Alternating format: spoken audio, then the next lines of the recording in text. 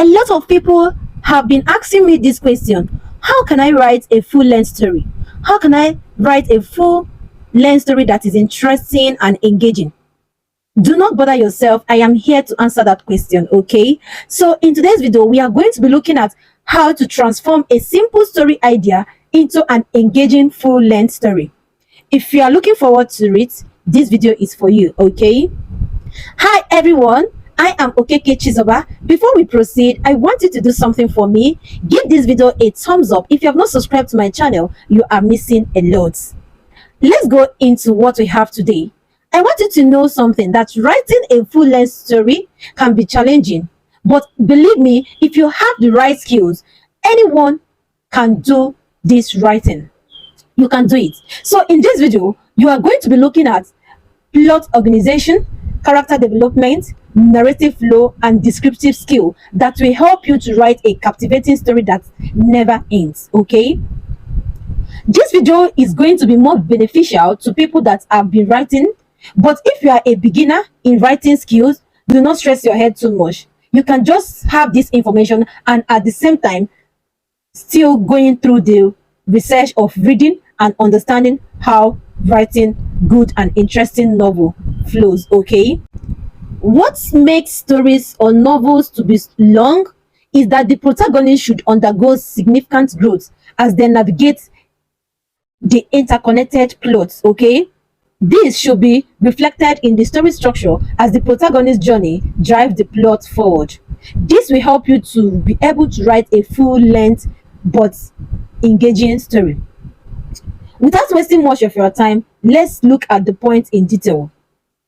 The first point I have here, for you to be able to write a full-length story, or for you to be able to expand that's your simple story idea into a full-length story, you must have the mindset of story ideas combination.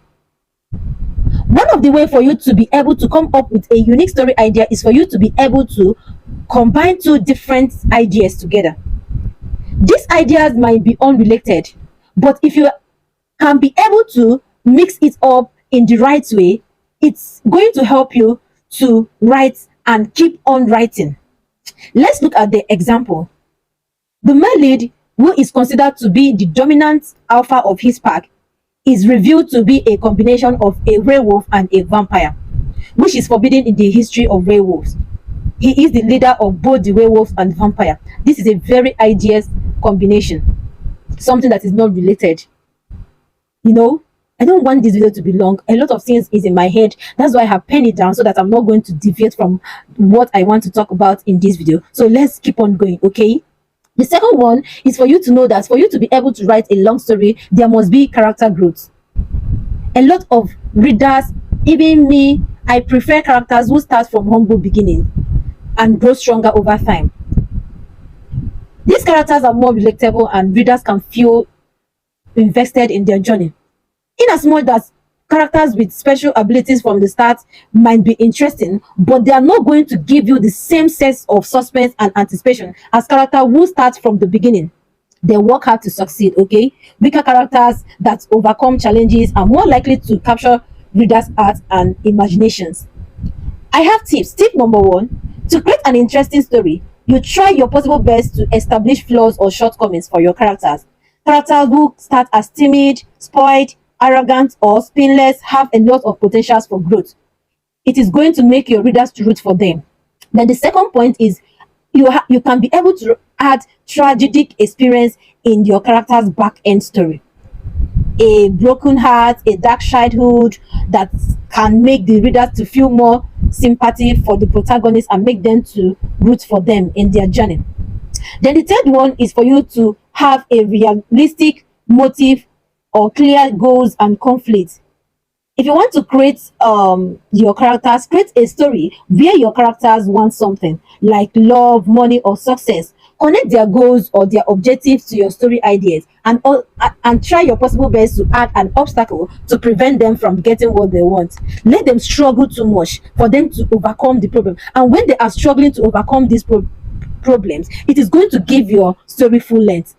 Easy problem solving, at times some readers will not like it, although some people will be like, why won't you just open it up? But when you are dragging it, but when you are trying to make this perfect, do not joke with your 5,000 words.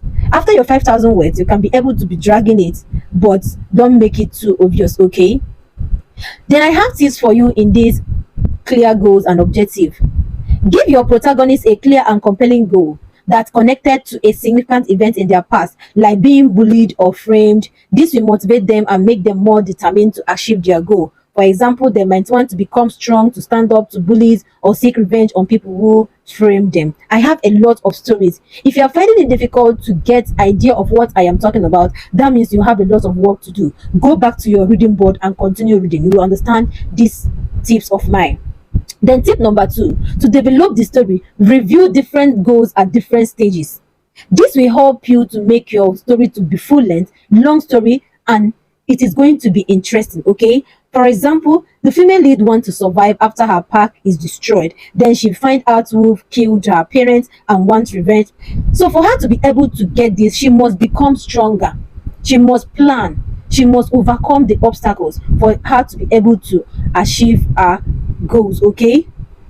Then the fourth one is for you to have new locations, different world building in your story, okay? Staying in a place and the same scene can make it hard to expand the plot and show character growth. So for you to be able to make your story to belong, to keep this fresh, change the environment when necessary. This will give you more opportunity to develop the plot and make the character more dynamic. As a result, readers will see the main characters grow more clearly. To add varieties to this story, introduce new places that are important to the characters. This can be different parks, homes, towns, college, workplace, and many more places, okay? As the character grow, their relationship changes, so their living location might change too. This helps the story to progress, okay? Then the fifth one is for you to add meaningful subplots. For you to add meaningful subplot. This subplot can also be called the twist of your story, okay? There are a lot of different types of subplots. It can be romance, betrayal, wars, unexpected pregnancy, blindness occurring, blah blah blah, a lot of them. But for you to do it right, make sure you choose the right subplot for your story. It should connect to the main theme. The subplots should make your story to be lengthy, believe me. For instance, if the main theme is love conquers all, you might include a romance subplot. If the theme is trust is fragile, you might include a betrayal subplot. Your subplots should support and deepen the main theme, not distract it, okay? Then you ask yourself, what is theme?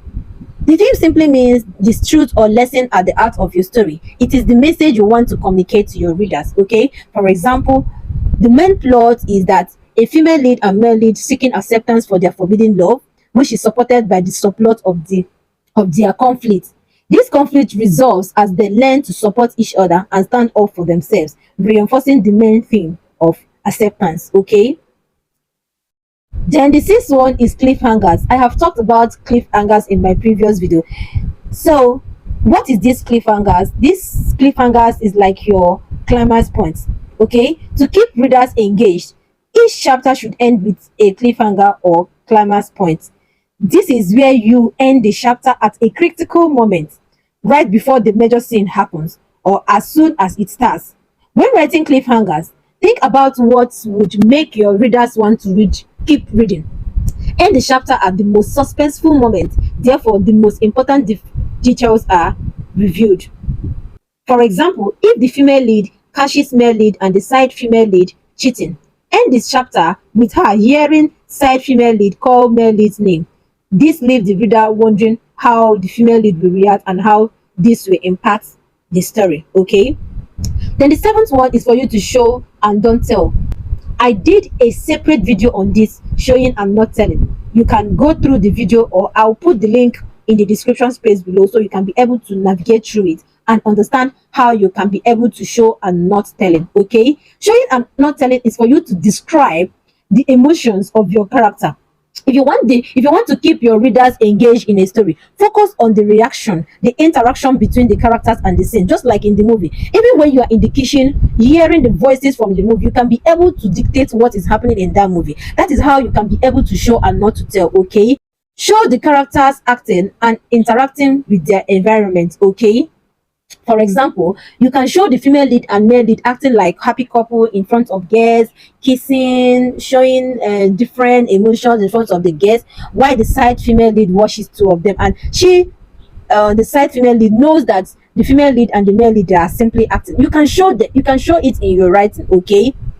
Then in the next chapter, you can be able to create a conflict between the female lead and the side female lead by having the female lead give a sassy line about the female lead being the public wife. This will drive a wedge between side female lead and male lead, causing him to grow more distant from the side female lead as he sees her jealousy and anger. You can describe this. You can show it and not to tell it, okay? Then the eighth one and very important one, research. Research is very important. It's very, very important. There are two types of research. We have the active and the passive. The active research is when you seek out information to help your story. You might read books, watch documentaries, or interview people to learn more about your topic. For example, if you want to write about forbidden romance, you might look for stories of people who have experienced it. Then the passive research is where you let life inspire you. Maybe you see something interesting in everyday life or something in a movie that inspires you. You can be able to make something out of it, okay? Then the ninth one and very important, if idea is not coming, set it aside and keep researching, okay? Keep reading, keep watching movies, keep doing your research, okay? Don't beat yourself too much. Don't be frustrated. Even if you are frustrated, then go back to your story ideas and continue from there, okay? Then I want you to know that for your story to be interesting, for you to be able to write an interesting story for web novel sites, do not use the old-fashioned way of writing. Rather, use the contemporary pattern, okay?